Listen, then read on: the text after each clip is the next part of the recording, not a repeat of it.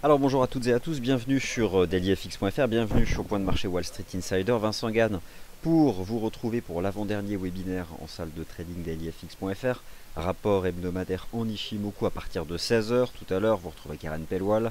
Moi je reviens donc sur cette semaine importante puisque c'est une semaine qui a vu la Banque Centrale Européenne, vous le savez, acheter 9,8 milliards d'euros de dette souveraine et assimilée.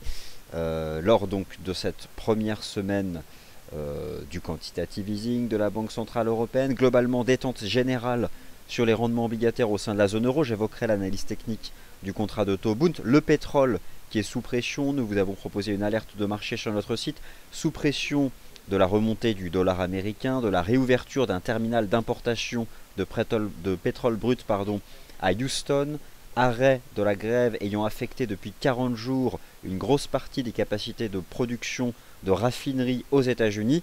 Le pétrole WTI a donné un signal de vente en cassant la résistance des 47,75 $. Je reviendrai donc sur l'analyse technique du pétrole et suite donc au morning meeting que je vous ai proposé ce matin, vous invitant et invitant tous les investisseurs à cesser et à stopper définitivement les comportements de contre-tendance, eh bien vous pouvez constater que le GBP USD en tendance baissière n'a réagi qu'à peine quelques instants sur le niveau des 1,4813 $, le plus bas de l'année 2013, et nous nous orientons, alors je ne sais pas si nous aurons ce soir une cassure baissière en clôture hebdomadaire, mais en tout cas on constate que la tendance haussière du dollar américain se poursuit. La prochaine réunion de la Réserve fédérale des États-Unis a lieu mercredi 18 mars prochain à 19 h. Alors attention, à 19 h, puisque les États-Unis et l'Amérique du Nord de manière générale ont basculé à l'heure d'été, ce qui n'est pas encore le cas en France. Donc c'est à 19 h mercredi prochain que la Réserve fédérale des États-Unis produira un communiqué de presse. Nous vous proposons ici même une émission spéciale à partir de 18 h 45 mercredi prochain. Voilà donc pour cette introduction qui ne durera pas plus longtemps. En ce qui concerne les indicateurs de conjoncture économique américains, il reste à 15 h l'indice de confiance de l'Université du Michigan au titre du mois de mars. Le consensus s'établit à 95,5. Alors, en ce qui concerne le Japon et l'indice Nikkei 225 sur lequel je vous propose des vues de marché fermement haussières depuis la mi-janvier et depuis la mi-février avec la cassure haussière des sommets de l'année 2007 à 18 300 points, eh bien, je vous rappelle que ces actions japonaises bénéficient d'un arbitrage géographique marqué de la part des liquidités internationales au même titre que les actions zone européenne. Trêve de parole, l'introduction fondamentale est donc terminée. Alors, revenons justement à ces marchés. Et finalement, ce matin, je n'ai pas évoqué le cas du Nikkei. Laissez-moi, s'il vous plaît, évoquer le cas du Nikkei 225 avant d'étudier plusieurs graphiques intraday ici, en m'appuyant sur les bougies japonaises en données 4 heures. Alors, l'indice de confiance de l'Université du Michigan va avoir un impact sur la partie USD. Le marché continue de se positionner à l'achat sur le dollar américain. C'est ce que vous avez compris. Je vous ai rappelé que ce matin, euro-dollar testait 1,06, ligne de tendance haussière pluriannuelle qui certes permet une stabilisation, mais qui sera rompue à terme du point de vue des fondamentaux de marché qui sont fermement baissiers pour l'euro, fermement haussiers pour le dollar américain. D'éventuelles stratégies d'achat qui avaient pu être envisagées ce matin sont de toute façon toutes un échec eu égard à la tendance de fond de ce marché. Le Nikkei 225, que nous dit-il? Eh bien, il redémarre. Je vous ai donc hier invité à continuer d'agir dans le sens de la tendance sur ce marché depuis la cassure des sommets de l'année 2007 à 18 300 points. Je comprime ce graphique, vous allez voir de quoi je parle. Si l'historique est suffisant, le voici. Donc 18 300 points, cassure haussière des sommets de 2007. En analyse technique, la cassure d'une résistance est un signal d'achat engageant de nouvelles cibles haussières. La cassure d'un support dans le sens d'une tendance baissière est un signal de vente engageant de nouvelles cibles baissières. Donc, shorter des résistances en tendance haussière ou acheter des supports en tendance baissière sont des stratégies vouées à l'échec, surtout si elles se répètent dans le cadre de votre stratégie de trading. Alors, le Nikkei, pullback non profond, le marché s'est stabilisé sur 18 488 points, signal d'achat sur le Nikkei donné à la cassure des 18 900 points. Je vise toujours 20 000 points sur ce marché.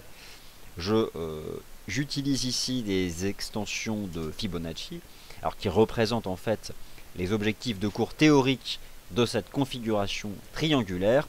20 000 points, objectif minimum sur le Nikkei 225 cette année, mais probablement derrière nettement plus sur ce marché action japonais, tout comme je vois l'Eurostoxx 50, représentatif de la dynamique des actions zone européenne, aller largement plus haut et pourquoi pas rejoindre les 4000 points sur l'indice Eurostoxx 50, ce qui nous envoie un CAC à 6000 sans difficulté donc cette année 2015. Alors voilà, je m'arrête donc sur ces anticipations moyen long terme. On va se concentrer maintenant sur les graphiques intraday, notamment en utilisant donc les bougies japonaises en données 4 heures sur ces différents marchés, les paires majeures, quelques paires alternatives, les contrats de pétrole, les indices boursiers. Et une fois n'est pas coutume, je commence par les matières premières. J'espère que le son et l'image fonctionnent normalement. Sinon, c'est que je parle dans le vide depuis tout à l'heure. Et a priori, je pense que ça a l'air de fonctionner impeccable.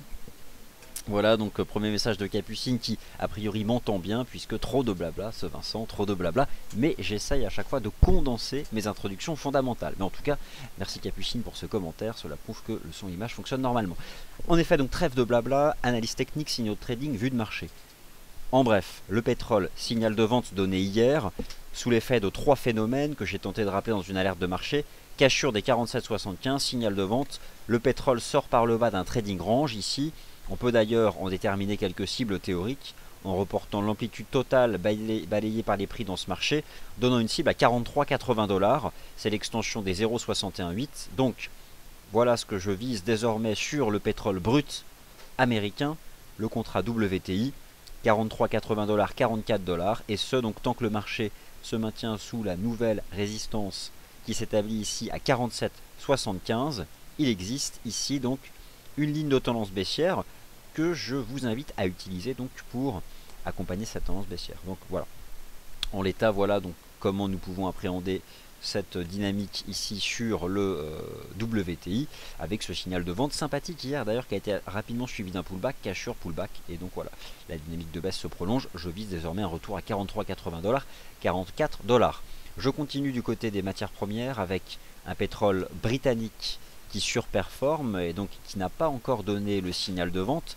Reste à savoir si le signal de vente ne concernera que le marché action US, pardonnez-moi, que le pétrole brut US, tout simplement parce que les signaux de vente sur le pétrole sont essentiellement dus, vous l'avez compris, à des facteurs qui concernent l'industrie pétrolière nord-américaine, avec donc deux choses, je vous rappelle, la réouverture d'un terminal d'importation majeur à Houston, donc ça c'est du côté de l'offre, et d'autre part la fin d'une grève qui a affecté une grosse partie des capacités de raffinerie aux États-Unis. Donc voilà concrètement ce qui génère une poussée d'offres et donc ce qui crée un signal technique vendeur avec la cassure des 47,75 sur le brut US. En ce qui concerne le pétrole de la mer du Nord, je surveille toujours donc cette ligne de tendance haussière ici sur le Brent Yucca Oil en place depuis le 13 janvier, qui a d'ailleurs à son premier test bien fonctionné. J'aime ce principe du premier test d'un élément chartiste.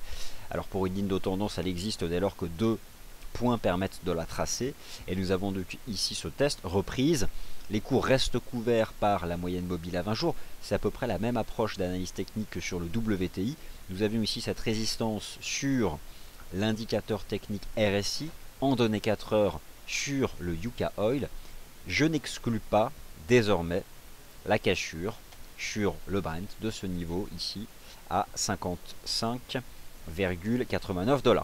Si ce niveau est emporté à 55,89 $, il s'agira donc d'un signal de vente sur le Brent pour viser donc le prochain support qui se trouve ici à 52,39 $. Donc en tout cas prudence, il existe un risque de signal de vente ici sur le pétrole britannique eu égard à la poursuite de la tendance haussière du dollar américain qui, en utilisant notre indice Dow Jones FXM Dollar Index, sur lequel j'envisageais hier la possibilité d'un pullback à 12 000 points et l'interception, en tout cas arriver en soutien de ce niveau horizontal de cette ligne de tendance haussière, mais le positionnement vis-à-vis du dollar américain est tellement haussier que le marché ne s'est pas approché de ces 12 000 points. Enfin, il a fait 12 020 points, il est reparti immédiatement.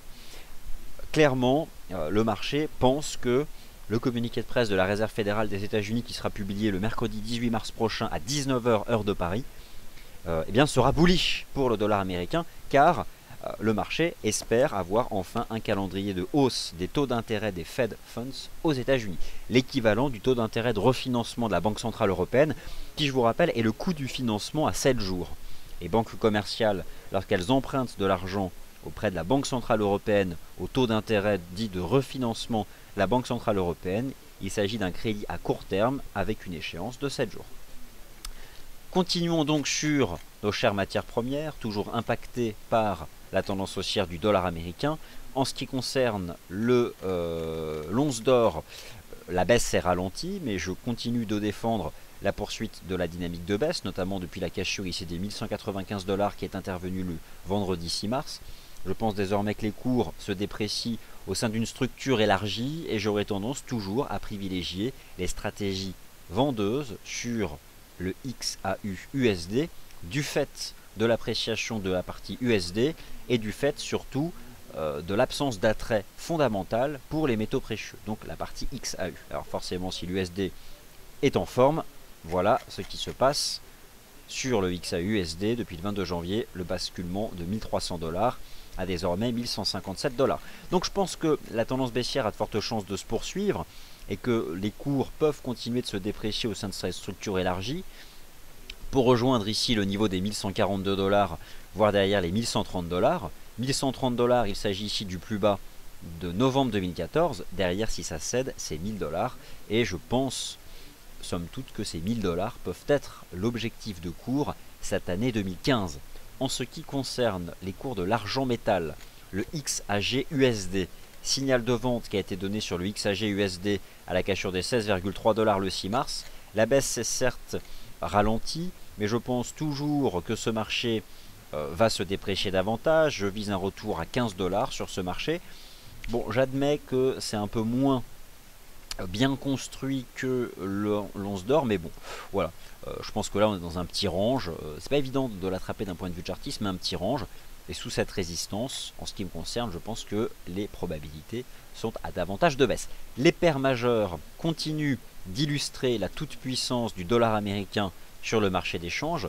Je reviens notamment sur ce graphique intraday des cours de l'euro-dollar. Ce matin, dans le morning meeting, je vous ai rappelé qu'à 1,06 $ passait une fameuse ligne de tendance haussière pluriannuelle, une ligne de tendance haussière qui remonte à l'année 2000, donc qui est très importante.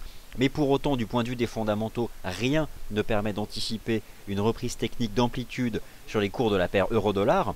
Alors, vous avez pu lire ci et là des stratégies d'achat de l'euro-dollar depuis 24 heures. En ce qui me concerne, je pense que nous sommes simplement rentrés dans un range et je ne recommande en aucun cas l'utilisation de niveaux de support. Alors recommander, façon de parler, il n'y a pas de conseil ici, mais en tout cas j'aurais tendance en fait tout simplement à dire que dans une tendance baissière, mieux vaut agir sous résistance.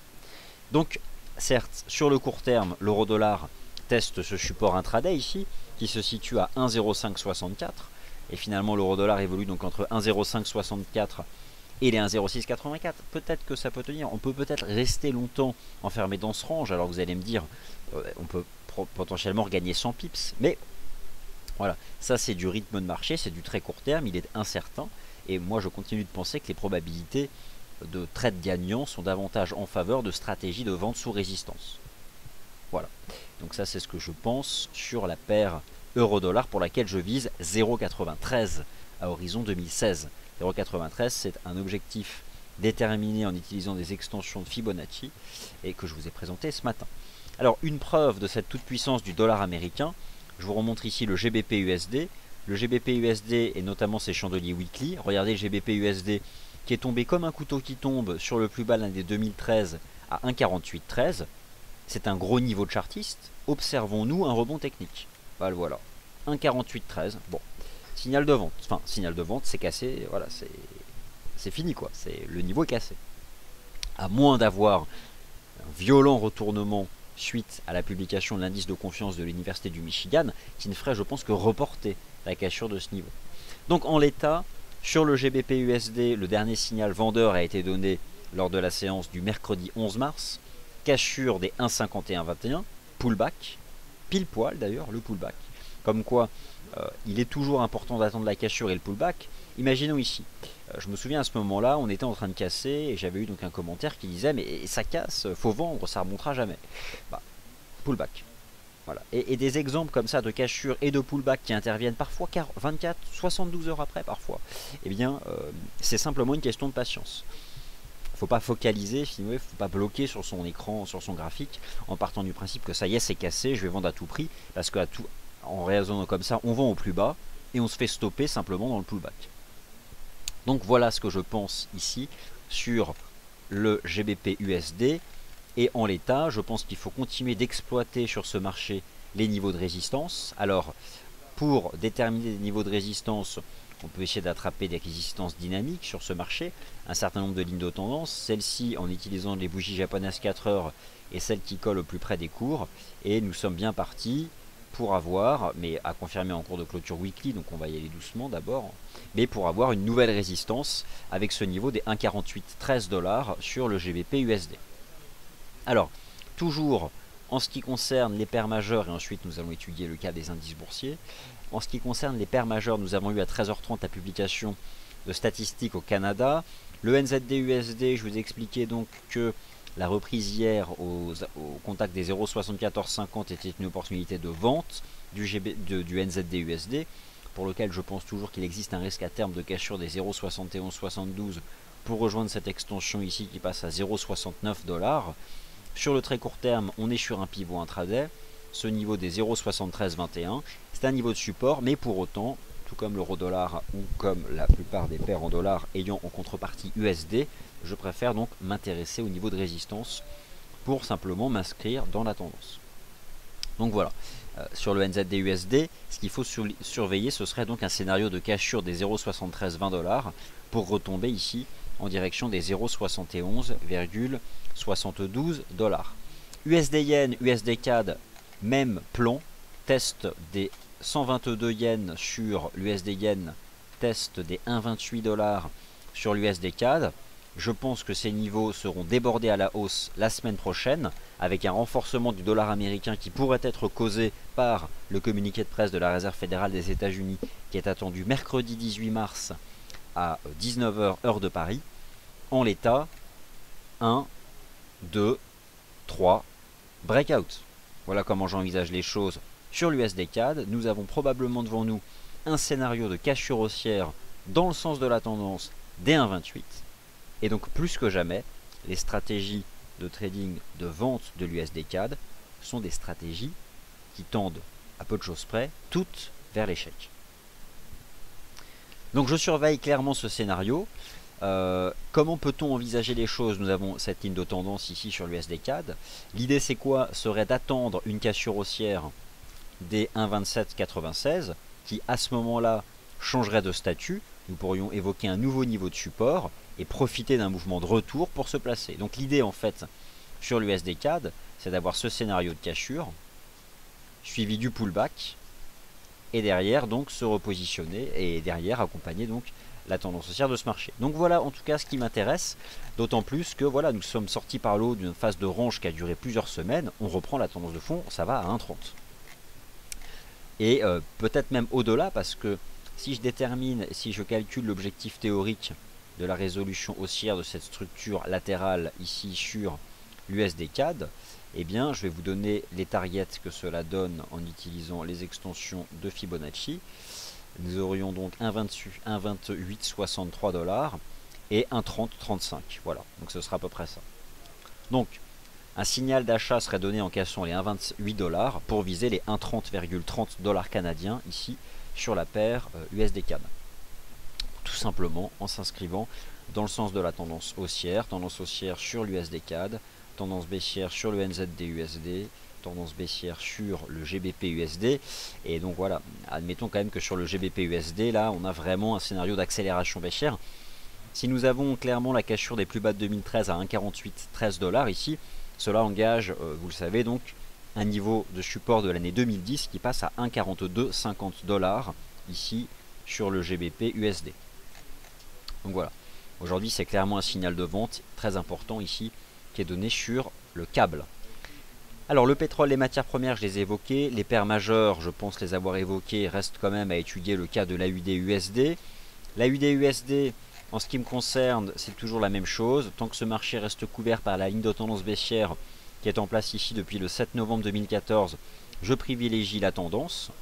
Finalement, c'est plutôt un confort de privilégier la tendance, hein, ça évite de trop se torturer l'esprit. Et donc, par principe, je cherche à identifier des niveaux de résistance. Voilà.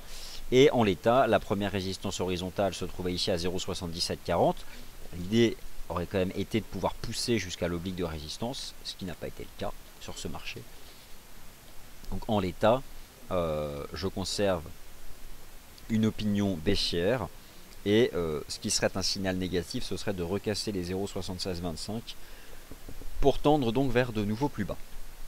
Alors suite à la publication des statistiques canadiennes, il me paraît quand même important de jeter un œil à d'autres paires en dollars canadiens. Et je vous invite notamment à mettre sous très haute surveillance le précédent top annuel de 2014 du GBP CAD qui passe à 1,8670. Donc 1,8670 est un niveau de support majeur sur le GBP CAD. C'est le précédent top ici.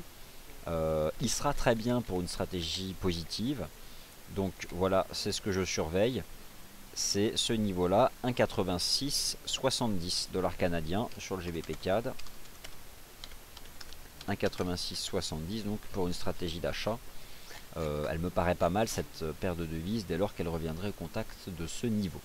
Les indices boursiers, je commence par ceux qui sont leaders au sein de la zone euro, le DAX et le MIB, gagnant tous deux 20% en performance annuelle, la fameuse performance year to date. Le DAX, deux chemins étaient envisagés lors du morning meeting de ce matin, le chemin A ou le chemin B. Alors quel sentier va emprunter le marché action allemand?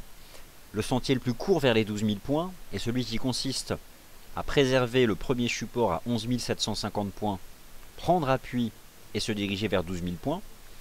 En l'état, lorsque j'utilise mes chandeliers 4 heures, ce que j'observe, c'est que pour le moment, le marché tient ce niveau de support ici sur le CFD GR30 à 11 750 points, donc pourrait être en mesure de rebondir en direction de cette première résistance ici à 12 000 points. Et donc le sentier numéro B, un sentier plus long, avec plus de virages, quelque chose de plus chaotique, mais qui à terme, je pense, peut aussi nous mener à 12 000 points. En l'état, pour le moment, tant que le support à 11 750 points tient, je défends le sentier A. Alors, il y a un indice dont je vous ai parlé ce matin et sur lequel je souhaite revenir pour peut-être ceux qui n'étaient pas présents ou remettre une couche éventuellement pour ceux qui ont écouté ce matin le morning meeting de 11 h. Le MIB présente l'intérêt d'avoir un niveau horizontal très propre. Pourquoi? Le MIB ici, donc, qui est représenté par les bougies japonaises H4, a réalisé une cassure haussière de ses sommets de 2014 ici à 22 553 points. C'est un signal d'achat pour viser une résistance de l'année 2011 qui passe ici sur le MIB à 23 250 points, donc c'est ce que je vise, 23 250 points à la hausse sur le CFD ITA 40. Et en l'état, je vous invite sur ce marché à utiliser donc les 22 553 points pour vous positionner dans le sens de la tendance. Alors, c'est un marché qui est extrêmement puissant, autant le CAC a l'air de faire une micro-conso intraday, et regardez l'euphorie sur le marché action européen. Regardez la conso du MIB. Ça monte, Wall Street a corrigé, ça ne bouge pas. Ça reste complètement dans un processus d'inertie haussière. Tout le monde veut payer des actions européennes. Tout le monde veut du Renault, tout le monde veut du Peugeot, tout le monde veut de l'industrie automobile européenne, du LVMH, tout ce que vous voulez. Clairement, il y a un certain nombre de facteurs qui font que le marché anticipe pour ces entreprises une puissante politique de dividendes qui serait la conséquence immédiate de profit. Donc forcément, les gérants achètent. Bon, à la base, un gérant ne sait qu'acheter, faut l'admettre. Mais comme le boulot d'un gérant, c'est d'acheter, c'est un métier d'acheteur. Là, ils ont fait le choix d'acheter ces actions de la zone euro. En tout cas, en ce qui concerne le MIB, je vous invite donc à utiliser ce niveau technique à 22 553 points pour viser donc la prochaine résistance qui passe à 23 250 points. Notre ami, le CFD FRA 40. Alors le CAC 40, c'est un peu plus compliqué que le DAX et le MIB, mais pas réellement. Pourquoi? Parce que d'un point de vue graphique, c'est un peu plus propre. Ce matin, je privilégiais, comme le DAX, deux chemins. Hein. Le chemin A qui consistait à tenir les 4980 et le chemin B à aller chercher un peu plus bas pour relancer. Bon, c'est un peu chaotique ce que fait le CAC 40, mais finalement, il est toujours dans un processus de retracement de cette dernière jambe de hausse. Bon, je trouve que les niveaux de prix sont quand même plus propres sur le DAX et le MIB. Mais bon, là, je sais pas en fait, c'est exactement à faire. On est dans une espèce de petit range. Alors, est-ce qu'on peut affiner ici en utilisant peut-être des bougies un peu plus propres? Nous serions peut-être tout simplement en train de construire une configuration en drapeau. Alors, c'est fermement bullish hein, si nous avons ce type de configuration sur le CAC. Bon, on pourrait envisager ce type de configuration. Une jambe de hausse et là on fera un espèce de drapeau, mais bon, c'est pas non plus acquis. On tient, bon, le marché a fait 4966, on n'a pas forcément des niveaux d'une extrême propreté, mais voilà, j'aurais tendance à dire que le CAC 40 de toute façon c'est un marché sur lequel je pense que nous aurons rapidement de nouveaux plus hauts. Et ce qui serait positif sur le CAC 40, ce qui serait un signal de relance, ce serait ici de réaliser une cassure haussière des 5010 points. Alors, vous êtes ici face aux bougies japonaises horaires en une heure. Je fais rarement ça, je descends jamais sur le H1, mais bon, là je pense que descendre sur le H1, c'est pas trop mal sur le CFD FRA 40. Voilà, donc en l'état, voilà, ce qui serait vraiment positif, ce serait de déborder 5010 points et derrière, bon bah ça, c'est 5065 et 5080 hein, qui sont les prochaines targets que je surveille sur ce marché. Mais bon, je dois admettre que j'ai une préférence pour les 11 750 points du DAX ou les 22 553 points ici de l'ITA 40, qui est représentatif donc de la tendance du MIB. D'ailleurs, regardez, vous les avez en comparatif, hein, le CAC, le DAX et le MIB. Honnêtement, on constatez quand même que le MIB est plus attractif graphiquement, que le support horizontal est plus propre sur le DAX. Bon, le CAC c'est aussi haussier, mais c'est un peu, les niveaux de chartis sont un peu plus malmenés que sur le GR30 ou l'ITA 40.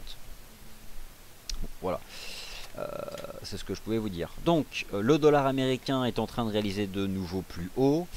L'euro-dollar, a priori la tendance reprend déjà le dessus, puisque ce marché semble déjà vouloir casser le support ici à 1,0564 $. Bon, trend is your friend, hein, comme dit l'expression.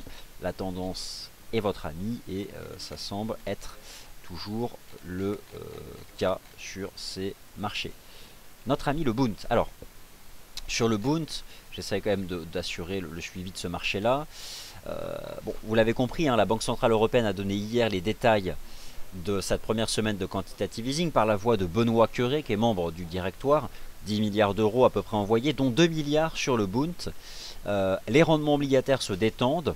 Les spreads entre les pays core et périphériques de la zone euro se sont resserrés. Et en ce qui concerne le Bund, vous avez ici une ligne verticale qui vous indique le point de départ de l'engagement du programme de quantitative easing de la Banque Centrale Européenne. Donc c'est juste pour que vous puissiez réaliser que tous ces chandeliers positifs du Bund sont des chandeliers qui ont vu ce contrat-là rentrer dans le bilan de la Bundesbank. Je vous rappelle que comment se déploie le programme de quantitative easing, 92% dans le bilan des banques centrales nationales, 8% dans le bilan de la Banque Centrale Européenne. Donc entre 156 et 159, ce contrat est rentré en partie dans le bilan de la Bundesbank, hein, qui est donc la banque centrale fédérale d'Allemagne. Voilà, donc ça c'est ce que je pense. Enfin, c'est une réalité de marché, hein, c'est une réalité de flux, si vous voulez, ce sont des informations de flux. Donc nous avons ici le point de départ du quantitative easing de la Banque Centrale Européenne. Bon, là, on bloque un peu sous une oblique de résistance. Je ne sais pas réellement ce qu'on fait. Hier, j'ai parlé, pour être honnête, d'un niveau à 157,80. Je pensais qu'on pouvait prendre appui. Regardez, on le malmène, on travaille, hein, on fait des mèches en dessous, ça ne veut pas relancer. L'anticipation de marché a des limites, c'est-à-dire que personne n'a de boule de cristal. Mais j'aurais toujours tendance à penser que du point de vue des fondamentaux et du point de vue de l'analyse technique, depuis ce solide rebond sur 156, derrière, nous pourrions avoir un marché qui retendrait ici sur notre CFD en direction du niveau de prix des 160 et derrière au-delà.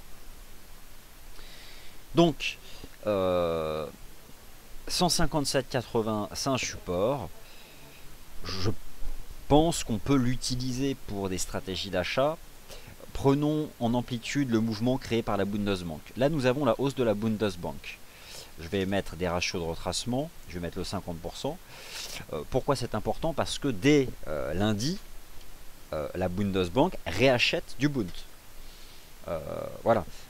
La Banque Centrale Européenne et les banques centrales nationales ont acheté cette semaine 10 milliards d'euros de titres de dette. Elle doit en placer 60 milliards avant le mardi 31 mars.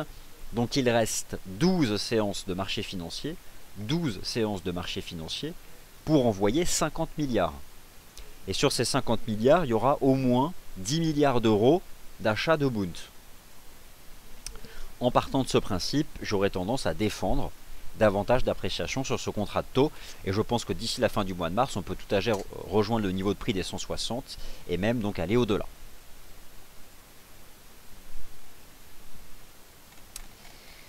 Alors voilà ce que je pense de ce marché. Le CAC, l'eurodoll, nous avons ici le MIB. Je remets le câble qui s'enfonce décidément dans les bas-fonds, pardon.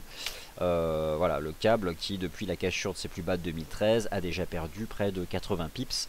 Je pense que désormais, on peut, somme toute, exploiter un éventuel pullback en direction des 1,48-13 $, pour adopter une stratégie de vente. Et bon, voilà, on aurait une nouvelle cible baissière qui sera engagée lors des prochaines semaines à 1,4250 $, ici sur le GBP USD. Donc plus que jamais, il suffit d'observer USD-CAD, USD-Yen, GBP-USD, Euro-Dollar et les indices boursiers européens pour cesser avec la contre-tendance, stop à la contre-tendance, la tendance est l'ami de l'investisseur. Allez, j'arrête avec tout ça et je réponds à vos questions. Alors, une question sur l'euro GBP. Alors l'euro GBP, je l'ai évoqué ce matin, depuis le petit double creux sur 0,7040, je visais 0,7150. Ce matin, j'ai expliqué que ce marché pouvait poursuivre en direction des 0,72 et c'est ce que je pense toujours. Du fait de quoi? L'euro GBP, c'est tout simplement un ratio de ratio. C'est le ratio entre le câble et l'euro dollar. Le GBP USD donne un signal de vente majeur en brisant les plus bas de l'année 2013. La vitesse de la baisse du GBP USD est supérieure à la vitesse de la baisse de l'euro-dollar, ce qui crée un processus de reprise technique de l'euro-GBP, je pense en effet en direction des 0,72.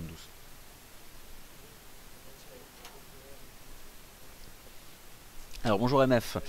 Donc les chiffres US n'ont pas été bons et pourtant le billet vert continue de grimper. Oui, pourquoi en fait le billet vert continue de grimper? C'est en fait ce que j'ai tenté de vous expliquer. Parce que mercredi prochain a lieu une décision de politique monétaire de la Réserve fédérale des États-Unis. Le marché pense que les chiffres, quelles que soient les données conjoncturelles publiées au jour le jour, sont suffisamment solides pour que la Fed donne un calendrier de hausse des taux d'intérêt dès mercredi prochain. Alors, quelle est mon opinion sur le GBP AUD? Donc, c'est ce que je vais tenter de vous donner. Eh bien, le GBP AUD, alors, GBP AUD, bon, bah, il est... Mon opinion... Écoutez, le souci c'est que bon, le GBP de toute façon cette semaine il est sous pression, notamment hier il y a eu une nouvelle conférence de presse de Mac Carney hein, qui est le patron de la Banque d'Angleterre. Je suis un peu gêné par le GBP AUD, il y a en effet ce niveau des 1,93. Bon, aujourd'hui la cassure d'un support sur le GBP USD me fait de toute façon me méfier de la livre sterling de manière générale. Sur le GBP AUD nous avons cette ligne de tendance haussière ici en données journalières. Elle passe quand même plus bas. Mais attention, nous avons ce cours de clôture ici, au niveau des 1,90. Je ne sais pas réellement ce que fait le GBP AUD. On est en train de retracer ça. Est-ce qu'on peut carrément aller rejoindre cette ligne de tendance haussière? Je ne sais pas. Mais j'aurais tendance à... Je suis un peu mal à l'aise par rapport au niveau de prix. Le cours de clôture ici, si je me base sur un cours de clôture sur le GBP AUD, ça fait 1,92. Pourquoi pas envisager une stratégie, parce que la tendance de fond elle est haussière. 1,92 c'est le cours de clôture. ici en données journalières. Donc éventuellement, pourquoi pas exploiter le niveau de prix des 1,92 $ australiens pour une stratégie. Bon, je dois admettre que la tendance de fond elle est haussière hein, sur le GBP AUD, donc pourquoi pas. Pourquoi pas exploiter ce niveau des 1,92. Mais soyons méfiants cette semaine sur le GBP, d'autant plus qu'aujourd'hui le GBP USD est réellement en train de briser, donc c'est plus bas de l'année 2013 à 1,4813. Et donc vous constatez que l'euro-dollar, les stratégies d'achat restent vouées à l'échec, puisque a priori voilà, ce marché serait déjà en train de casser un support à confirmer, mais en train de casser un support à 1,0564. Il ne sera pas resté très longtemps dans le range et peut-être qu'il renoue déjà avec sa tendance baissière de fond. Si on casse, si l'euro-dollar brise les 1,0495, il file à 1,03. Voilà, il y aura 100 pips de baisse supplémentaire en cas de cassure ici des 1,0494. On a aussi cette structure d'élargissement sur le RSI H4 de l'eurodoll. Et là, on a un échec dans la partie haute, c'est en train de retomber. Donc voilà.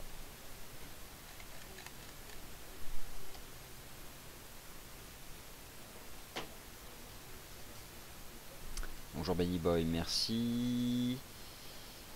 Alors, bonjour Tusnut, donc je poste commentaire Tusnut qui considère donc que mes introductions sont probablement trop longues. Hein. Bon, après, on va dire les goûts et les couleurs, hein, pour moi, aucun problème. J'accepte toutes les critiques. J'essaye de faire évoluer les points de marché. Hein. Donc, quand même avec une brève introduction fondamentale. Alors, Anto de B, je pense qu'il s'agit d'une question sur le Bund. Peut-on aller chercher les 159, voire les 159,50 aujourd'hui? Alors là, bon, ça, je ne maîtrise pas hein, ce que ce marché peut faire aujourd'hui. Mais voilà, je pense toujours que c'est un marché dont les perspectives sont haussières. Pour aller chercher les 159, c'est revenir ici, là, pourquoi pas, ça peut relancer. Mais est-ce que le marché va le faire aujourd'hui? Je ne sais pas. Alors, Olfa. Donc, Olfa, vous nous proposez un chart sur MetaTrader 4, un chart de l'euro GBP, voilà, où a priori vous vous orientez peut-être aussi vers une hausse en direction des 0,72 ici, hein, comme nous l'avons évoqué, sur l'euro GBP. Alors il y a des limites juridiques hein, pour être vendeur en portefeuille, mais globalement, il me semble que c'est limité. Bon, ça dépend des marchés, mais globalement, oui. La loi, la régulation des fonds standards, clairement défend les positions longues, hein, elles sont en faveur des positions. Alors le CFD ITA 40 représente le MIB. Prochaine target sur l'USD dollar index. Eh bien, prochaine target sur l'USD dollar index. Il suffit pour cela d'aller chercher les niveaux de résistance historiques. Sur l'USD dollar index, prochaine target 12 175 et 12 450. Donc 12 175 et 12 450 sont des cibles haussières qui peuvent être atteintes la semaine prochaine avec la Fed. Le GBP Yen. Aucun problème, bonjour Alpha, ça me fait plaisir. Le GBP Yen. Alors GBP Yen, il est sous pression depuis la cassure des 181,62, niveau au-dessus duquel j'avais une vue positive et depuis ma stratégie est invalidée par la cassure des 181,62. Potentiellement, il s'agissait ici d'une structure en épaule, tête-épaule, avec un puissant signal de vente donné à la cassure des 181,62. Alors si je détermine l'objectif de cours de cette structure, eh bien il y a la possibilité de voir ce marché retomber plus bas. Et le GBP Yen de toute façon là continue de casser les résistances. Donc j'ai bien le sentiment qu'on va se diriger vers ce prochain support ici qui se trouve à 177,50.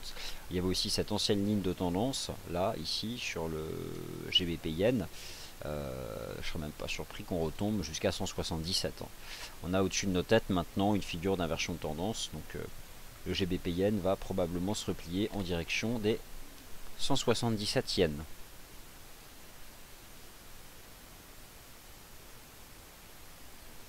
Alors, donc, bonjour Anna, donc non, je n'ai pas de nouvelles particulières. Le gaz, le cuivre, US30, ok, donc il y a pas mal de questions. Le copper.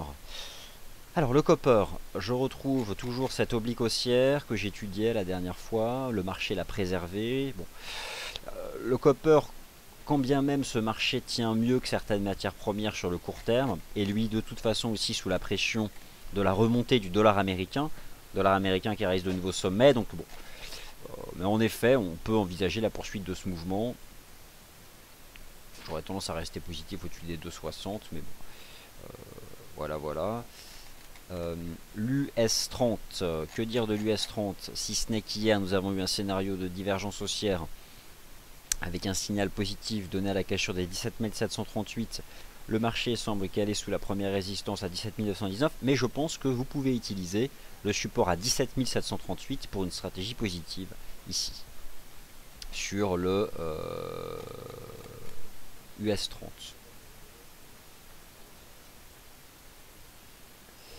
Alors bonjour Philippe, je ne fournis pas de signaux de trading puisque je ne donne pas de conseils, mais par contre la section Daily FX Plus vous propose en effet des signaux de trading. Alors pas obligé d'être... Bon, à la base les clients ont accès, les clients FXM ont accès à Daily FX Plus, mais vous pouvez tester sans être client en fait. Vous allez ici sur signaux de trading Daily FX Plus et vous pouvez recevoir ici un code d'accès pendant 2 semaines. Voilà, vous remplissez ces champs et vous recevez un code d'accès chez vous. Et vous pouvez tester les signaux de trading et voir si ça vous convient.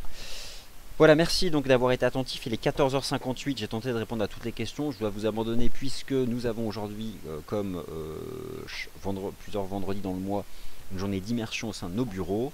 Je vous souhaite à toutes et à tous une bonne fin de journée, un bon week-end et je vous retrouve lundi de vive voix ici donc en salle de trading. Voilà, très bon week-end. Merci à tous.